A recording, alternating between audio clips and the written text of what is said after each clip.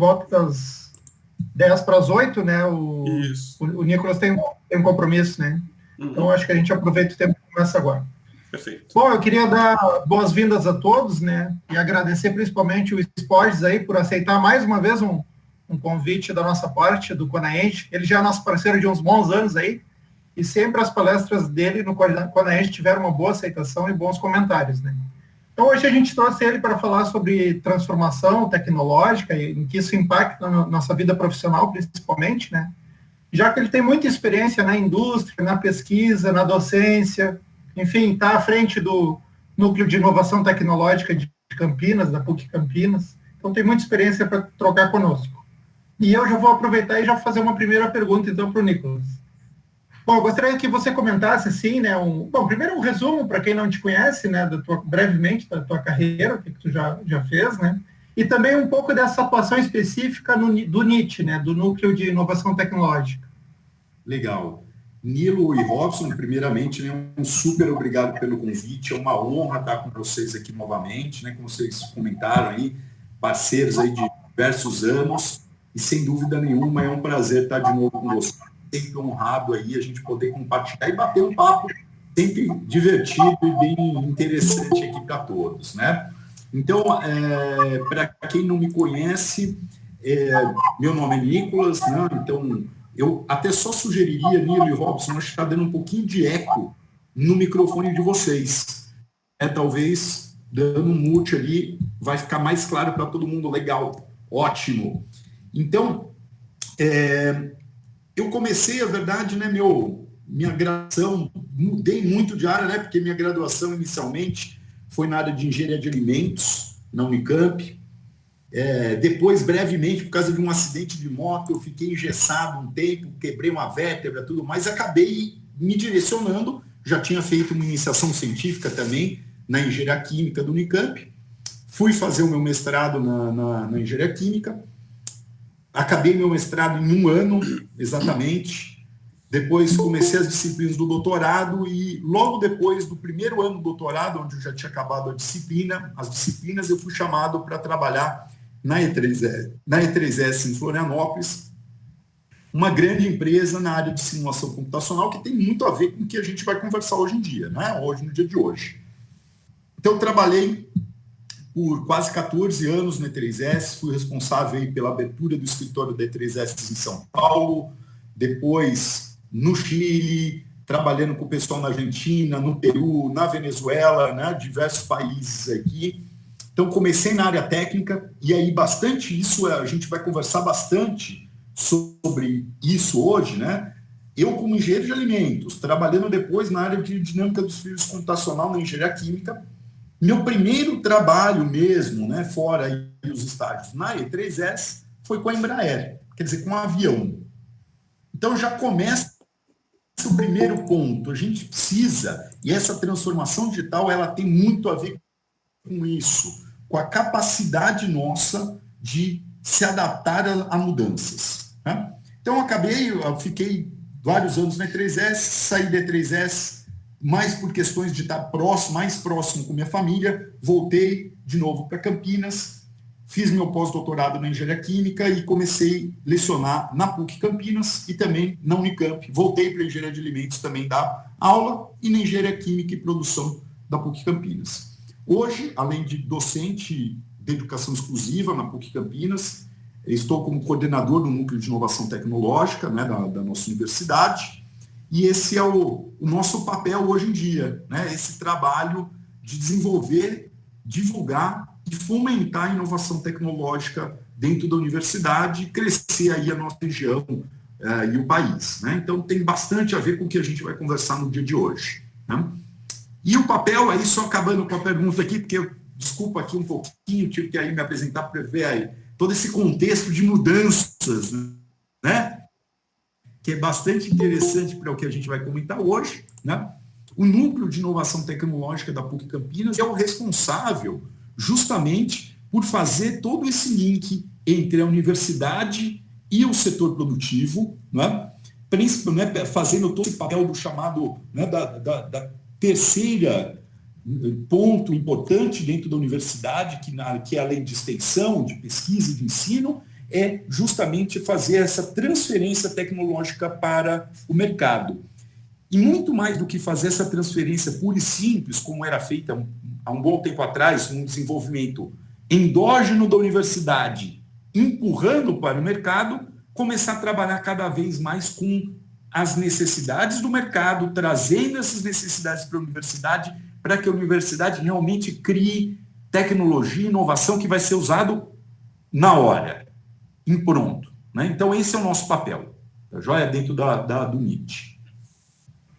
Ok, Nicolas, eu pontuei algumas coisas que tu falou aí, me chamou muita atenção essa questão da multidisciplinariedade, né? Com certeza, toda essa questão da indústria 4.0, da tecnologia forte que vem mudando aí o mundo, né? Exige isso dos engenheiros. Ninguém está mais num slot, numa caixinha fechada ali, da mecânica, da eletroeletrônica, ou então da informática, ou então da alimentos, química. A gente tem que ter essa visão, pelo menos, né, de poder conversar em alto nível com essas outras áreas que não são a nossa da graduação ou da pós-graduação. E outro ponto que eu gostaria de destacar é essa ligação da academia com as empresas, né? Quer dizer, a academia não só fazer a questão do ensino e de pesquisa de base, mas também ter essa visão prática, e eu acho que isso vai ajudar muito aí para que a tecnologia chegue na indústria, né, de fato, né?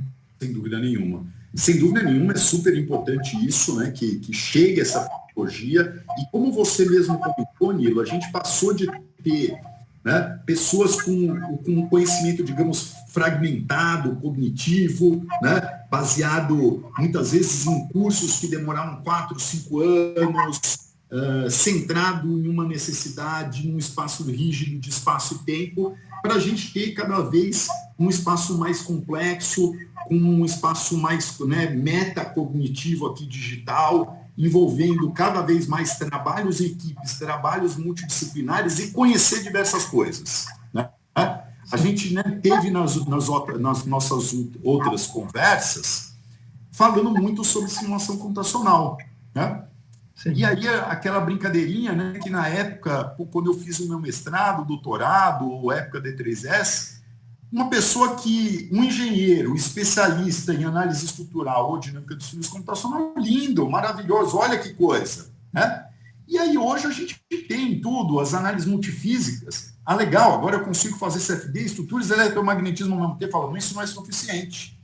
Então, a transformação digital, ela pede muito mais do que você ser especialista, exemplo, numa ferramenta de simulação, que é uma das partes necessárias para o fomento da indústria 4.0. Né? Então, a gente precisa realmente saber caminhar com diversos pontos, diversas análises. Né? Eu acho que hoje a gente vai conversar principalmente nessa parte de engenharia, né? Um pouquinho mais, né, hard aqui das coisas, mas essa engenharia mesmo, ela necessita hoje conhecimentos de áreas de humanas, né, áreas biológicas, várias outras áreas, para que a gente possa ter um profissional realmente capacitado e que possa trabalhar no mercado. Não, certamente, com certeza, concordo. Joia? Perfeito, então. Tá? Uma boa noite a todos. Nicolas, seja bem-vindo. Bem-vindo, pessoal. Nicolas, já que nós estamos falando de transformação digital, um dos braços de atuação do teu trabalho é justamente na área digital, apoiando alguns profissionais, e aí eu cito o Kai Group, tá? Que você tem lá no Facebook, que hoje tem mais de 8.200 seguidores, tá? Que tem muito conhecimento, tem profissionais também que apoiam outros, né? Praticamente como uma trilha de aprendizagem, eu vejo assim, né? Não é meramente uma postagem de conteúdo. Quem acompanha sabe que existe uma trilha e muito pessoal que também está proposto a ajudar outros no crescimento ali profissional. Falando do Kai Group, quais seus planos para o futuro? Qual que é a tua ideia com esse pessoal todo que te segue, que tem uma galera que te segue, né? Quais são os objetivos? Pode compartilhar conosco?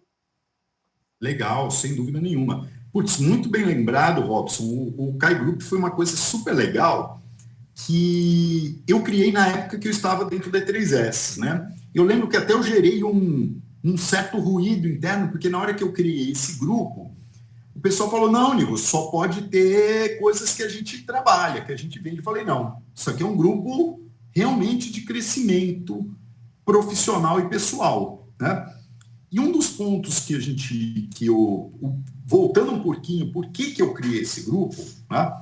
Viajando o mundo e vendo as pessoas trabalhando na área de simulação computacional, a gente via muitas pessoas que queriam simplesmente falar o seguinte: eu vou apertar um botão e vai sair um resultado. Eu não tenho nem ideia por que daquilo. Isso pode ser exemplo, não precisa ser somente com simulação. Vamos pensar num cara da área de design, o cara que vai editar uma foto. Pô, eu quero uma coisa aqui que eu aperto o botão e sai o resultado. Só que na hora que você pegar uma foto diferente, uma foto, exemplo, eu estou trabalhando com foto normal aqui, de pessoas, de casamento, de repente o cara fala: vem cá, você pode editar essas fotos sub para mim? E aí, acabou o teu balanço de branco, acabou um monte de coisas. E se você não tem o conhecimento técnico, aquele apertar botão não serviu para nada. Então eu via muitas pessoas querendo simplesmente usar o computador, e aí falando na transformação digital, como uma ferramenta que eu aperto e gosto de um resultado. E papel e computador aceita qualquer coisa. Cheat in, cheat out. Sem dúvida nenhuma.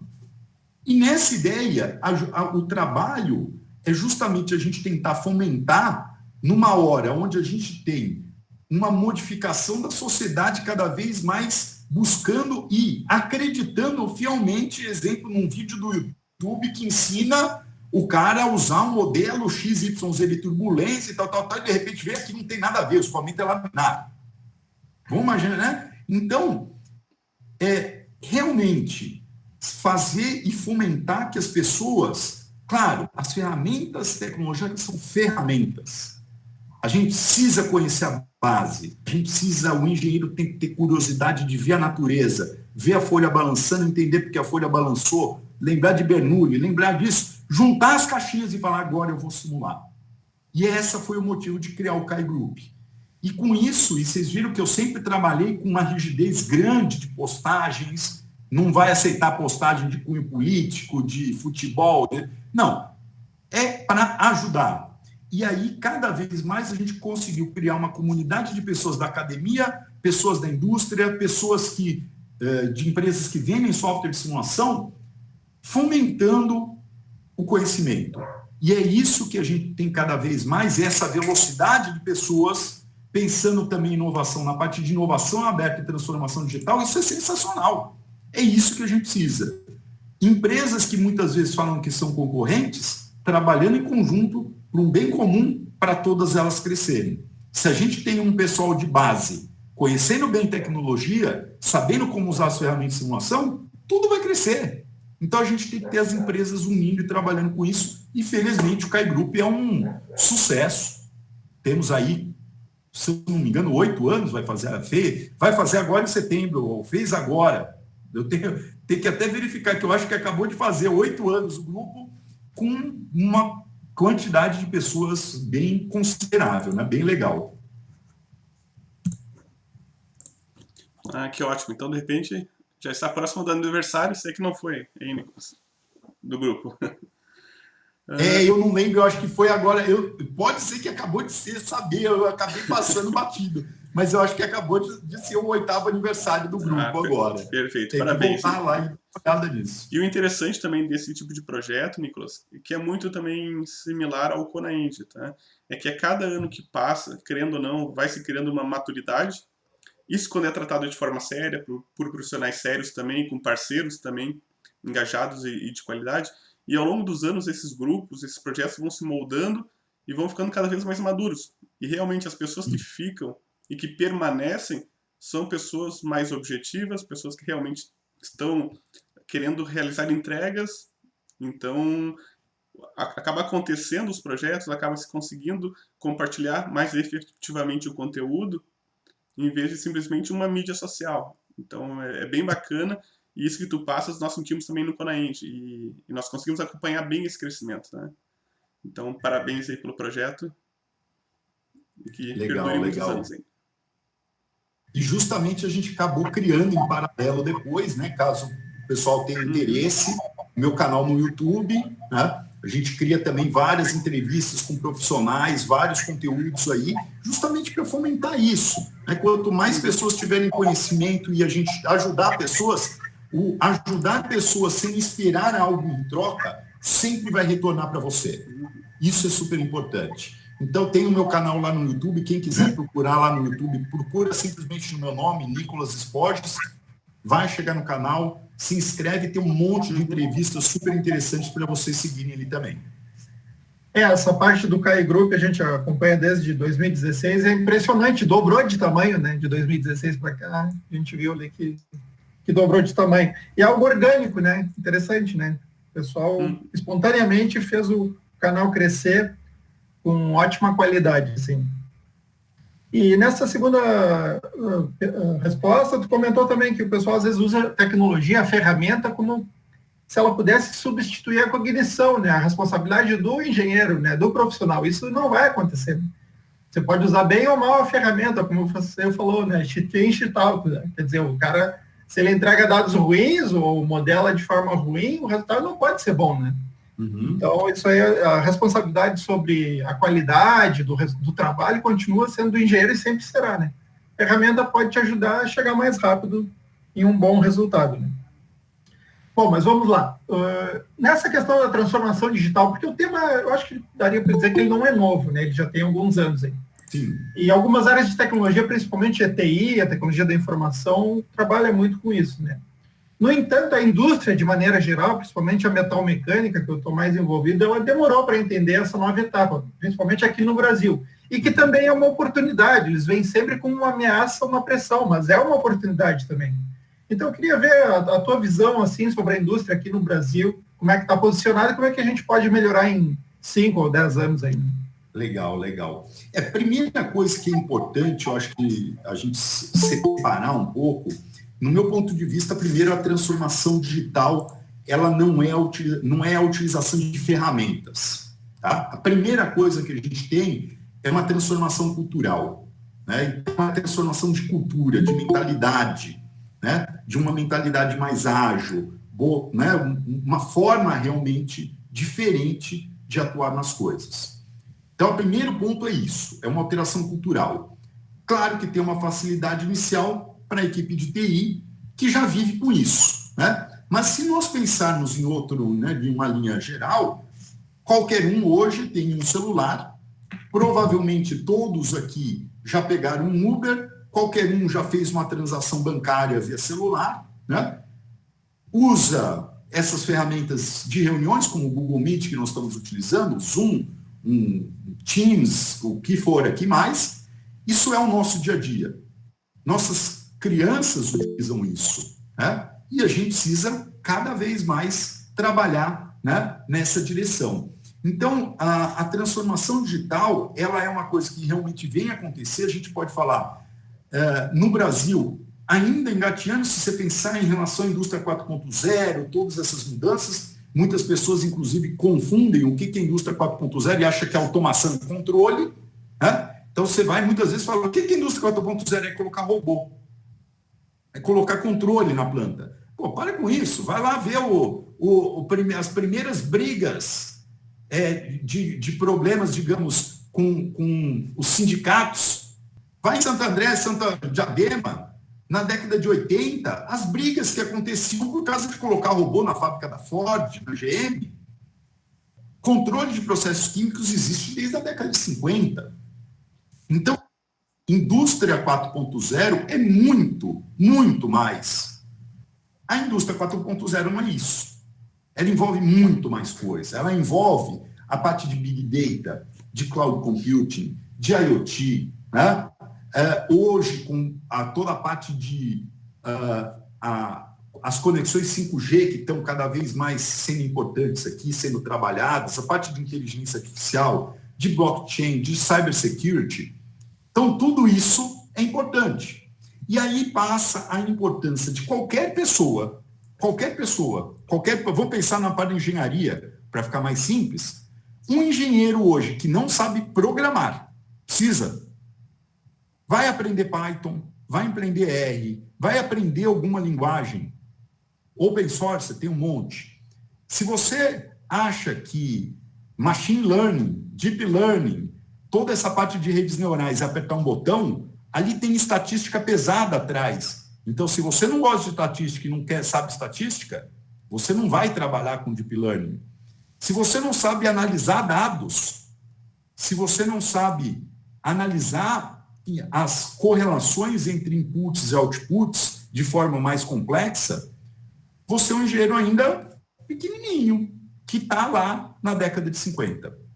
Então, essa transformação envolve a necessidade de que nós possamos, que cada pessoa possa expandir sua área de atuação e as indústrias tenham pessoas cada vez mais capacitadas, não somente na parte técnica, mas que saibam trabalhar em grupo, saibam trabalhar de forma remota, saibam trabalhar em equipes multidisciplinares, tá joia? Saibam interagir com informações de outros locais. Então, é importante aqui a gente sempre trabalhar para que possa aí fomentar o...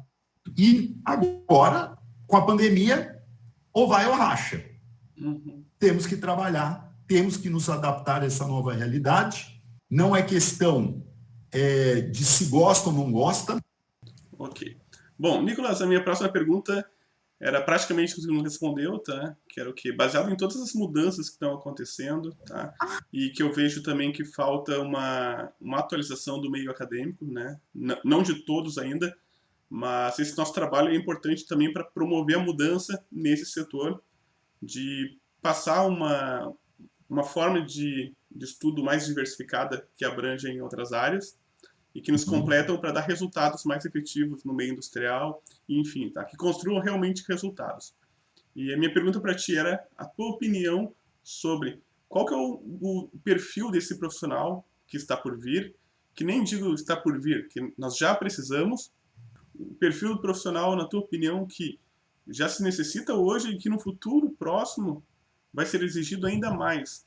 Poderia desenhar um perfil aproximado para nós? Claro, claro, não, sem dúvida nenhuma. A gente é uma mudança muito grande, né, cultural, de necessidade de trabalho aqui. Podemos continuar. Então, vamos lá. Então, a gente tem uma mudança pensando em pessoas, e uma coisa de pessoas onde a gente tem uma ênfase em memória, em conhecimento, baseado em conhecimento individual, tradicional, baseado em livros, em fugir de problemas, né? E baseado em targets somente pessoais, para passar a ter, então, um contexto e, desde a universidade, fazer com que as pessoas saibam realmente trabalhar em equipe. Primeiro, diferente do que fazer um relatório de um trabalho de um laboratório que você teve na universidade, e aquilo lá, eu faço a introdução, você faz o objetivo, eu faço as equações, e depois a gente junta tudo. Isso não é trabalho em equipe. Então, realmente, ensinar a trabalhar em equipes, saber a trabalhar com multiconectividade, ser adaptável às mudanças do nosso mercado, às turbulências, às mudanças de relação, né? Saber ter um trabalho resiliente, né? Ter habilidades socioemocionais importante aqui para a gente trabalhar. Então, cada vez mais, os soft skills são realmente necessários. Mas um ponto que eu brinco, eu falo, e aí eu vou fazer essa brincadeira de novo aqui, que eu falei com a minha esposa muitas vezes, que eu faço o seguinte: a gente tem que tomar um cuidado muito grande de deixar de dar importância para os nossos hard skills, para os nossos conhecimentos hard também. Os soft skills são importantes, mas o hard também é.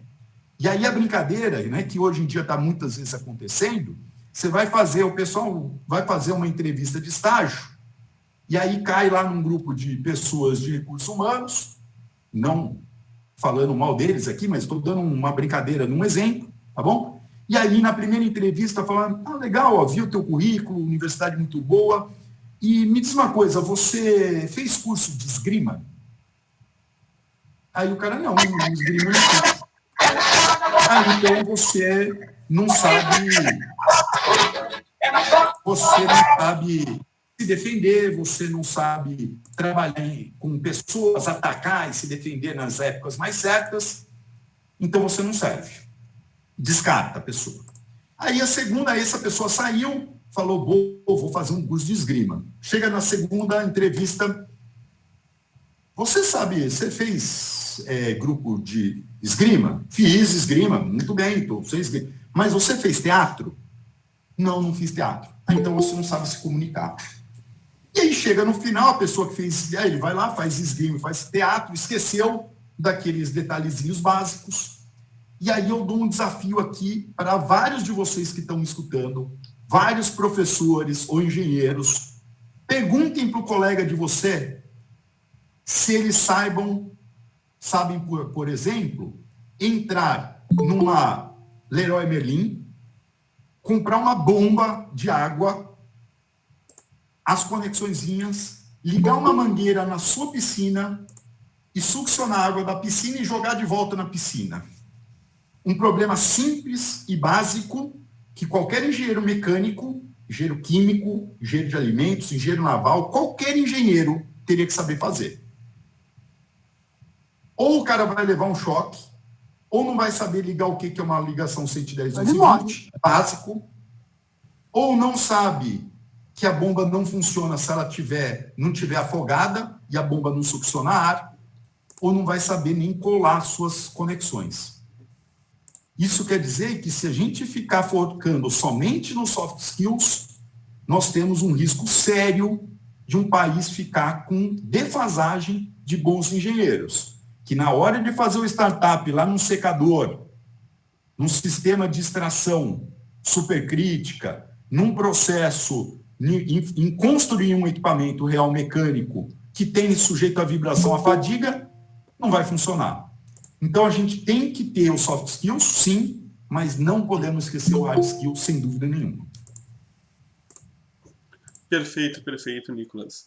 E até uma dica, assim, um ponto de vista meu, quando nós falamos das skills, o que é? O profissional, quanto mais especializado, automaticamente, isso é do ser humano, ele começa também a se fechar daqui a pouco para umas novas visões e também, daqui a pouco, para vislumbrar um entendimento diferente daquele dele, e a aceitação também de permitir isso, tá? Então, é um efeito meio contrário, né? Quanto mais se estuda, mais se aperfeiçoa, muitas vezes nós ficamos mais engessados e até ter uma abertura para estudar uma outra condição. Então, esse ego nosso, de quando muito especialista num assunto, muitas vezes, nos deixa mais rígidos para alguma mudança, né? Claro. Então, essa humildade, podemos falar, ou ego, ajuda muito a nos permitir para estudar novas áreas, daqui a pouco pensar em novos conceitos, nos permitir, daqui a pouco realmente nós estamos certos, mas algo daquele conceito se aproveita, e realmente eu vou precisar algo daquele conhecimento, então é uma boa forma de abrir a porta, verificar alguma oportunidade, e aí sim, crescer na carreira, na vida profissional. Claro. E até dando uma dica, seguindo essa linha que você tem comentado, Robson, eu digo o seguinte: primeiro, como você evitar a ser egoísta e não crescer? Primeiro, ajude pessoas. Exato. Ajude a divulgar aquilo que você conheceu para outras pessoas e ajude pessoas gratuitamente. Segundo, sempre tenha algum hobby, alguma coisa que você queira fazer que te instigue a procurar coisas novas. Então, a brincadeira básica. Hoje, eu tenho aqui, exemplo, no meu celular, um sisteminha que eu gosto de fazer, eu faço cerveja em casa, gosto de fazer cerveja, há 8 anos eu faço cerveja em casa, queria aprender detalhes sobre IoT. Nada melhor do que você criar o próprio teu sisteminha de IoT, que você vai controlar teu sistema de fermentação de onde você estiver no mundo. Faz aquilo na forma que você gosta, aprendendo uma tecnologia nova, transformação digital. Faça o teu softwarezinho de celular que vai te ajudar em algum detalhe no dia a dia, e não só para ter o software. Só para ver dado, não serve para nada. Use aquilo para ser uma coisa legal. Isso aqui é a historinha dele, que eu criei para fazer fermentação de cerveja, meu sogro chegava, eu faço com ele cerveja, Pedro Bacalini, muito gente boa. Pedro chegou, a gente começou a fazer cerveja e falou: Nicolas, hoje não vai dar para fazer a gente tal tipo de cerveja, Porque a mudança de temperatura que a gente vai ter que fazer vai cair justamente no sábado, e em sábado a gente vai estar em Peruíbe, tomando uma cerveja. Falei, putz, é mesmo, né? Vamos ter que fazer outro. Aí a gente acabou, mas espera aí, eu não vou fazer a cerveja que eu quero, porque eu vou estar viajando, vou mudar a temperatura? Para com isso. Celular, eu mudo de onde eu quiser no mundo. Tá joia? Então, conhecer e brincar com esses outros hobbies, que a gente possa aprender coisas diferentes e agregar conhecimento à nossa vida, é a melhor coisa de aprender se divertindo e se transformando. Isso que tu comentou, assim, Nicolas, de ter essa leveza em tratar com as questões, né, é uma maneira que tu leva sempre, né, uma maneira divertida, né, de forma que a engenharia não fica algo tão árido assim, né, a gente consegue espaço para achar algo divertido para fazer. E eu acho que o que tu falou, assim, o pessoal tem que se permitir aceitar essas mudanças e buscar por elas, né, não ficar resistente.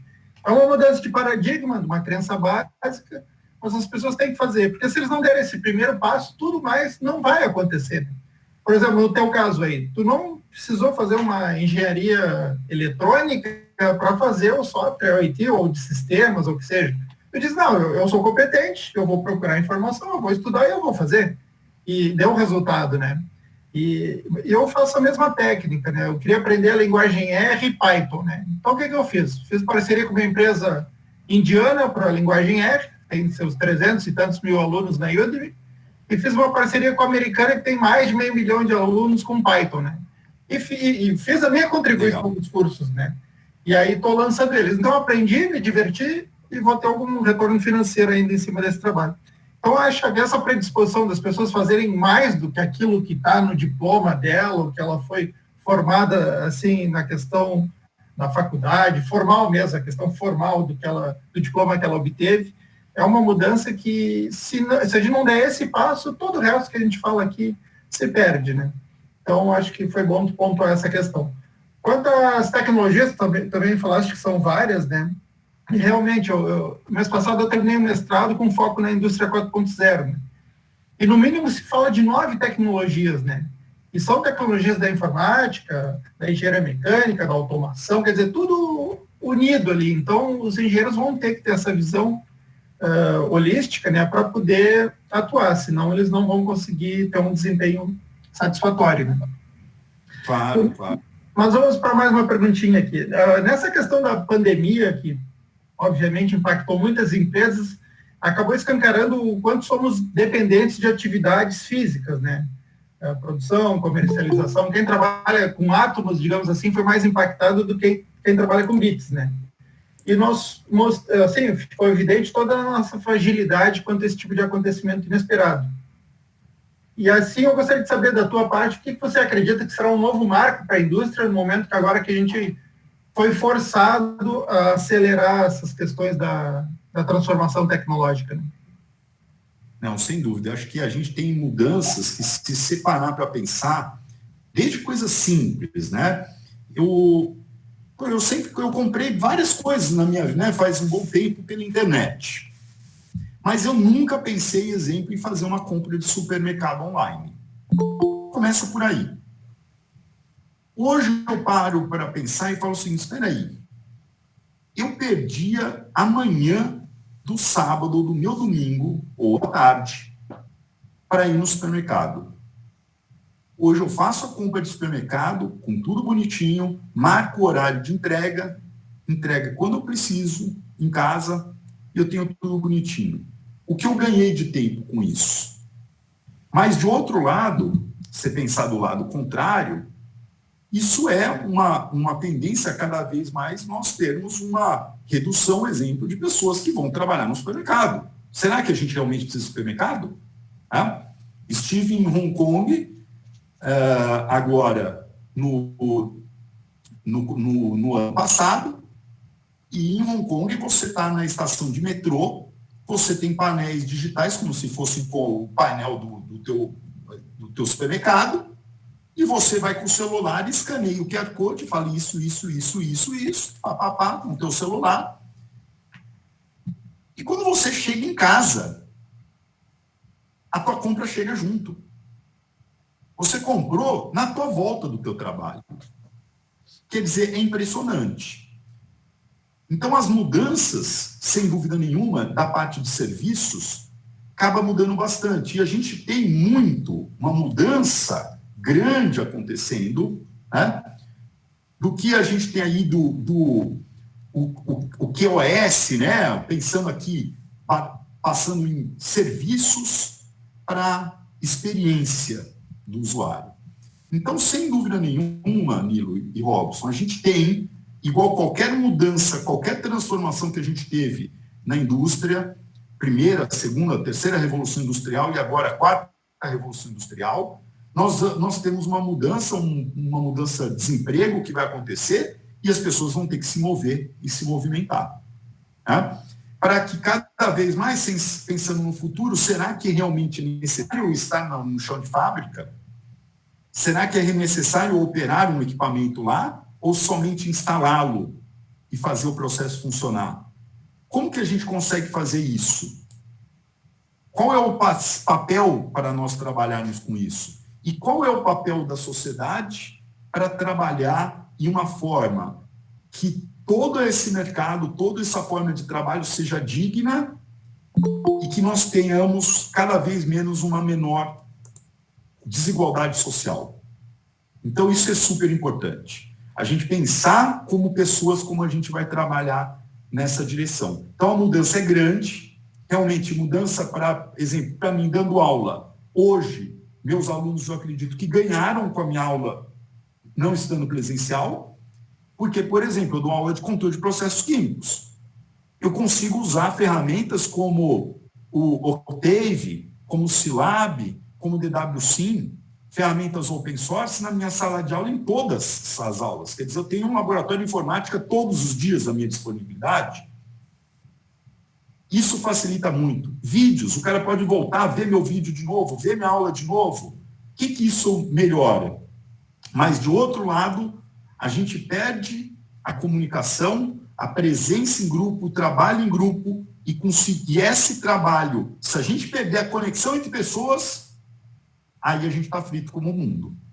Então, a gente precisa voltar a conseguir reconectar essas pessoas mesmo à distância e lembrar que num aniversário de uma pessoa, em vez de você mandar um textinho, liga para ela.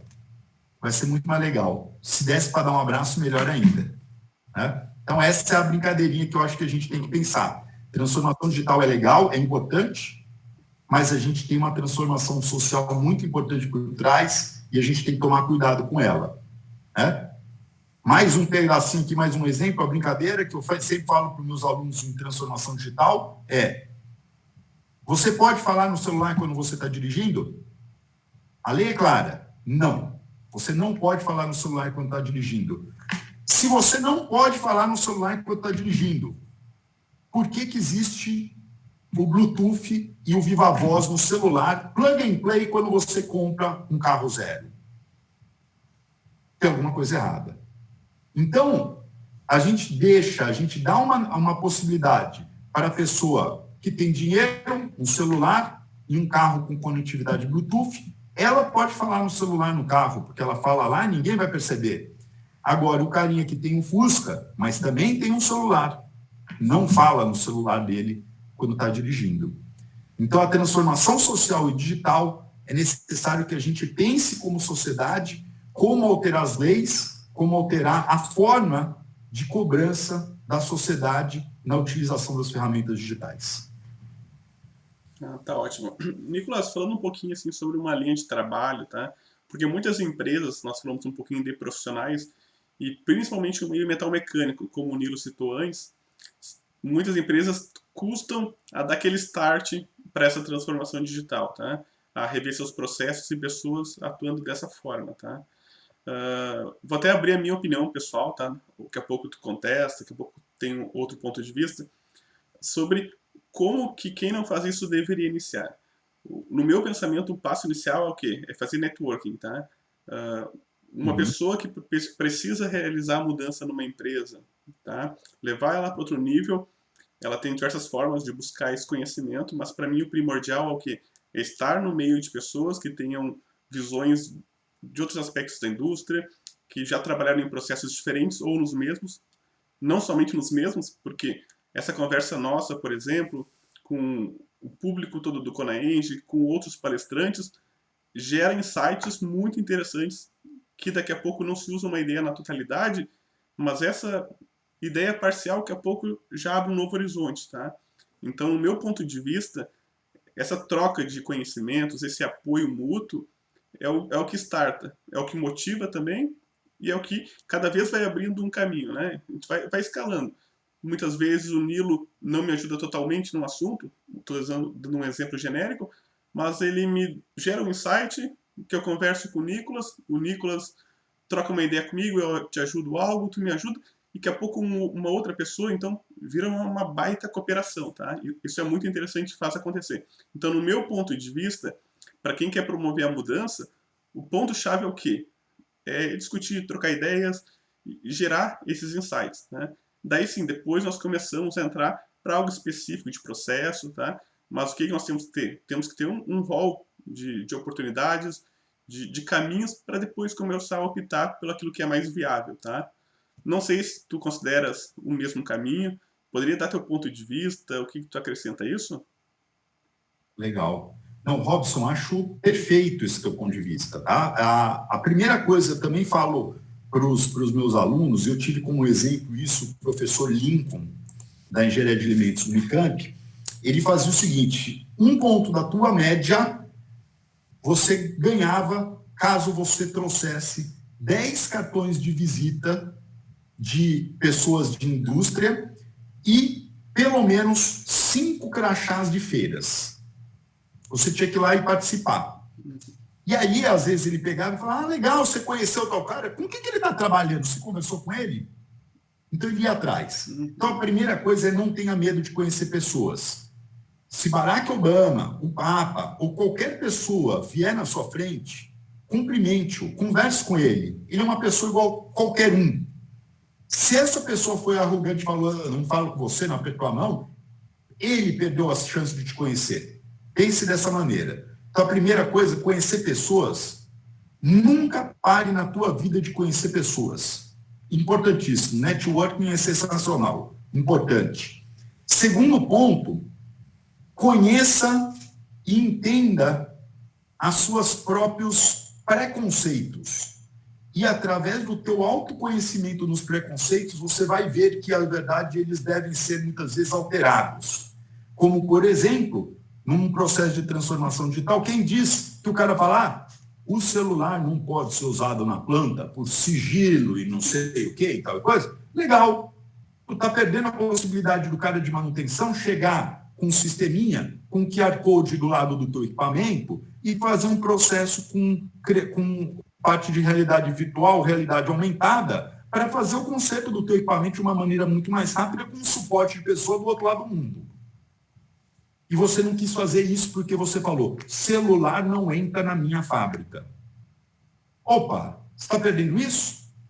Mercado de realidade virtual no mundo, realidade aumentada, pelo congresso que eu tive na China, ele passou na ordem, tá, de 8 milhões a um ano para 200 bi. Agora, imagina com toda essa mudança que a gente vai ter, vai ser brincadeira. Então, a gente usa celular para dar aula, para ver moléculas em 3D, para ver gráficos que a gente tinha que fazer na mão e plotar em cálculo lá que o professor desenhava na lousa com giz. Vai ver no celular, na tua frente, em 3D, dar a volta, entender o que está acontecendo, por que ele tem um mínimo num outro local que você não estava vendo porque o gráfico estava na tua frente, vira ele. Então, entender outros pontos de vista para que te ajudem você tirar os seus preconceitos. E através dessa mudança de mentalidade, por isso que volta lá no começo que a gente falou, transformação digital é, antes de mais nada, transformação de cultura. Na hora que a gente transforma a cultura, a gente consegue começar a incorporar outras ferramentas e aí a gente, vamos começar a caminhar. Quem disse que, né? Quantas vezes, ex-chefes meus que falavam home office, Aqui, meu amigo, tu não vai trabalhar, vai ficar tomando cerveja. Todos aqui que estão vendo, muito provavelmente estão falando, cara, eu estou trabalhando pra caramba. Tá saindo resultado pra caramba. Eu não preciso ficar, a pessoa não precisa ficar cobrando mais, pô, já sai uma agilidade muito maior. Isso vai ter economia em aluguel, em vários outros pontos, e agilidade de trabalho, através de quebra de preconceitos e paradigmas, exatamente o que você falou, Robson. Entender e conhecer pessoas. Essa é a primeira parte da transformação social. E a segunda, quebra de paradigmas e preconceitos.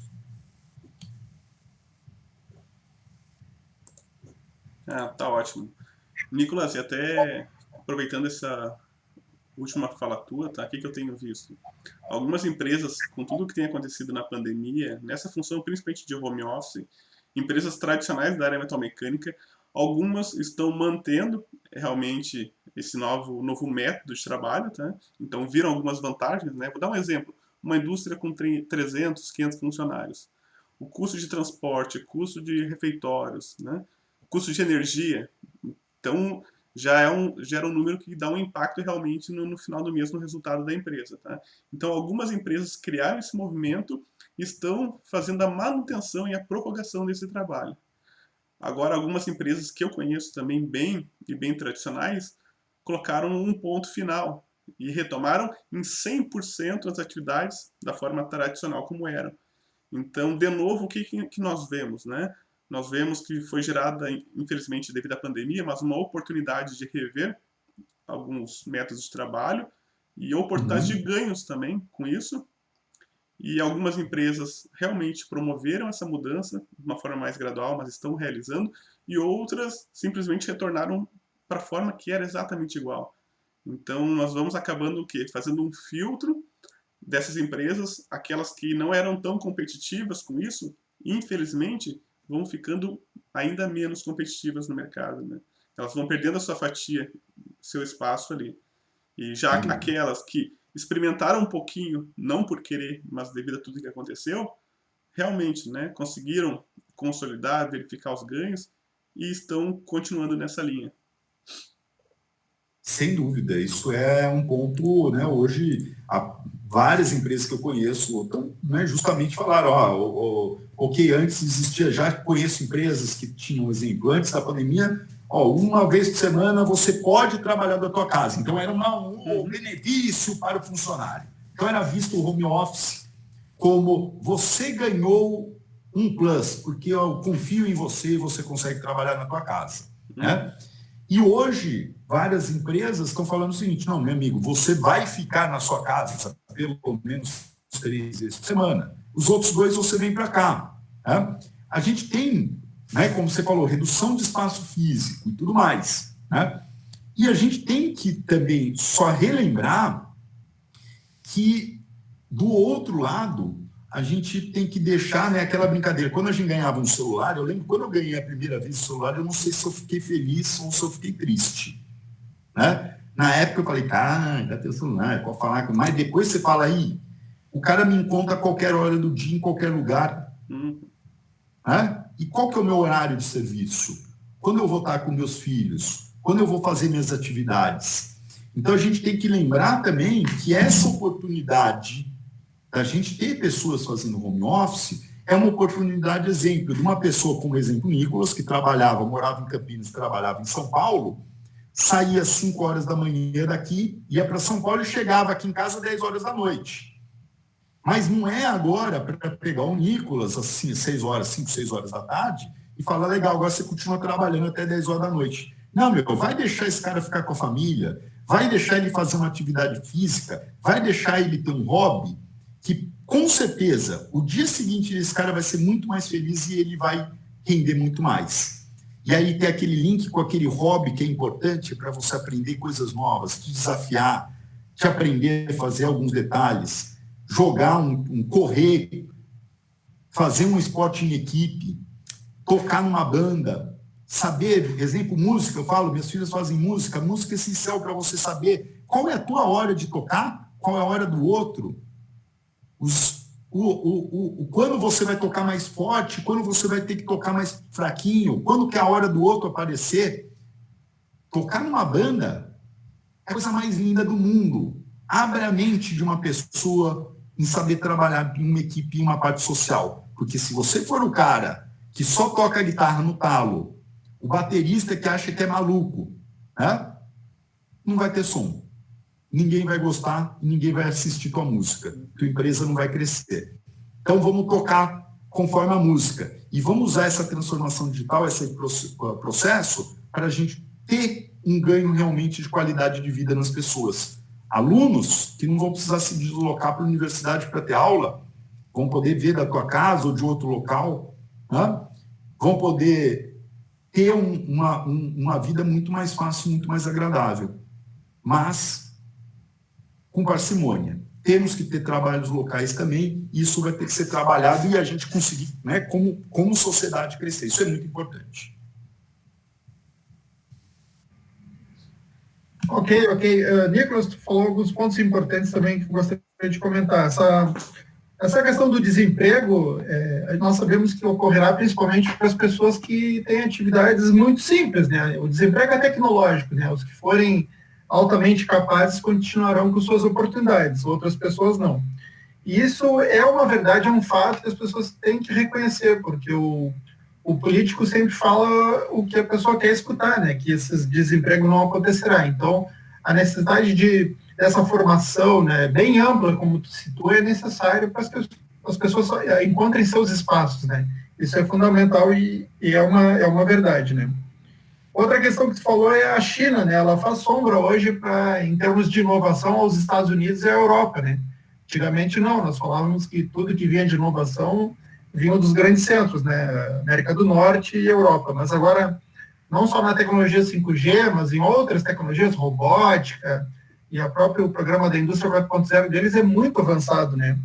Eles estão dando, digamos assim, o ritmo, né, do que vai acontecer nos próximos anos. Assim, é impressionante. Eu nunca estive na China, mas essa é a informação que chega para mim. Bom, tu já falaste também bastante sobre essas competências técnicas, hard skills e também as humanas, soft skills.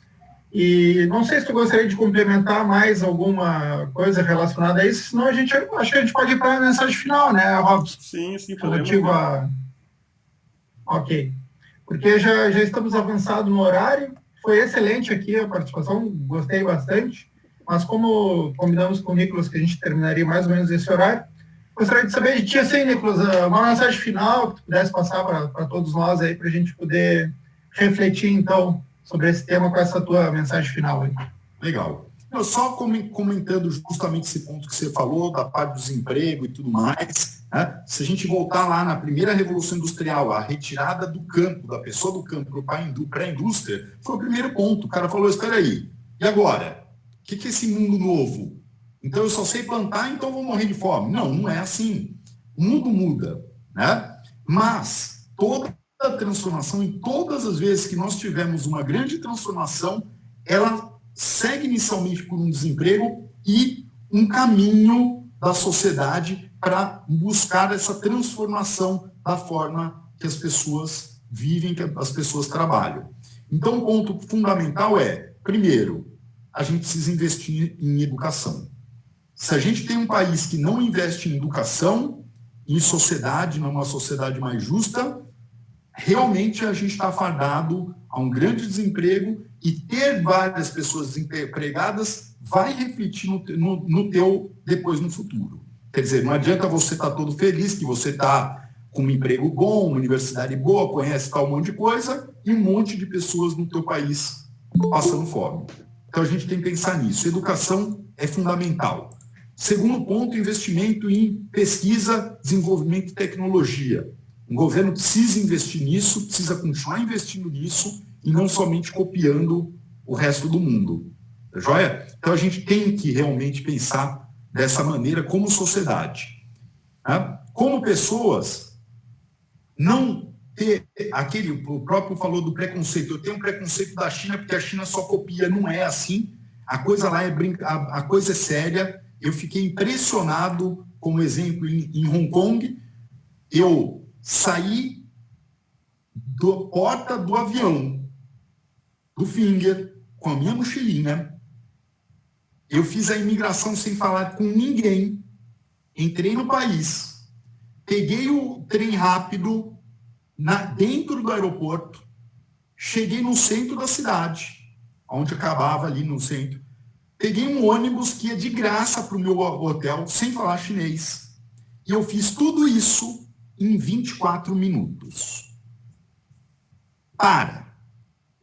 A gente, em 24 minutos aqui, a gente não chega nem no guichê de imigração. Então, a gente tem que parar com esse preconceito que falar na China não faz coisa boa, no outro lugar, não, todo mundo faz coisa boa. O teu jardineiro, ele faz muito melhor do que você em plantar, em cuidar das tuas plantas. Então, a gente tem que ter menos ego. E aí, aquilo importante, né? Eu falo, eu sou doutor, quando o cara vem falar para mim, professor, doutor, eu falo, para com isso, meu nome é Nicolas, e acabou. E eu sou teu amigo e sou seu professor igual você. Eu conheço algumas coisas mais, você conhece algumas coisas mais. Juntos, a gente faz muito mais coisa. Então, a gente tem que sempre trabalhar pensando naquela linha. Networking, Open Innovation, integração entre o máximo de pessoas possíveis e sempre pensando no bem do outro. Não tenha medo de conhecer pessoas, não tenha medo de falar com pessoas e reveja os seus preconceitos. Conheça eles, reveja e tenha um hobby interessante na vida de vocês. E como engenheiros, nada melhor do que olhar na natureza e entender por que uma folha balança, pensando simplesmente na mudança de pressão dinâmica para pressão estática. Pensa nisso, começa a quebrar a cabeça e começa a entender por que teus equipamentos não funcionam. Muitas vezes só uma folhinha balançando vai te dar ideias. É isso que é a minha palavra final aí para vocês. Obrigado, Nicolas. Agradeço demais a tua participação, tá? E assim como nós falamos dos hobbies, né? Foi um momento de muito prazer para nós também. Muito gostoso esse momento nosso aqui, essa troca. Agradecer também a quem nos acompanha, a audiência que está conosco hoje à noite. Deixar aqui meu grande abraço, então, para todos. Uma ótima noite. Obrigado, Nilo. Mais uma vez, obrigado, Nicolas. Uma boa noite, pessoal. Legal. Obrigado a todos. Eu só gostaria de lembrar, pessoal, quem quiser meu contato também, a forma mais simples. LinkedIn, procura meu nome lá, tem os contatos. E também, dá uma olhada no meu canal do YouTube, procura no YouTube Nicolas Esporges, entra, se cadastra lá no canal, dá uma olhada, lá tem os links do meu Instagram, do meu Facebook, do meu LinkedIn, etc. Precisou alguma coisa? Me contata, eu vou ser super solícito em poder, se eu puder ajudar você, eu vou te ajudar. Joia? Muito obrigado mais uma vez, Nilo e Robson, pelo convite, super feliz de estar aqui com vocês, uma excelente noite para todos aí, um bom resto de semana.